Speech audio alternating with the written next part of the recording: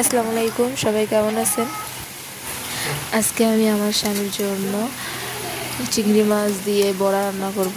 আর হচ্ছে যে কোনো খাবার মানে গোশ রান্না করি, মাছ রান্না করি, তার পাশে একটু বড়া দিলে তার অনেক ভালো লাগে।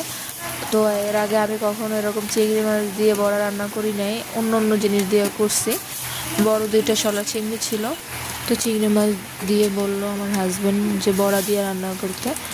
তো আমি সবগুলো বড়া উঠিয়ে চিংড়ি মাছের চারপাশে দিয়ে দিলাম, দিয়ে এখন একটু ঢেকে রাখবো যেন বড়াগুলো একটু নরম হয়ে যায়। তারপরে হচ্ছে উঠিয়ে নিব কিছুক্ষণের জন্য। এই যে আমার এটা হয়ে গেছে, চিংড়ি মাছের সাথে বড়া রান্না আমার শেষ। এখন এখন হচ্ছে আমি গ্যাসটা বন্ধ করে দিব। এর পাশে একটু ভাত নিয়ে নিছি, তার সাথে একটু বড়া আর একটা চিংড়ি মাছ নিয়ে নিব, খেয়ে দেখবো কেমন হয়েছে। আমি এই প্রথমবার খাচ্ছি, তো সত্যি অনেক ভালো।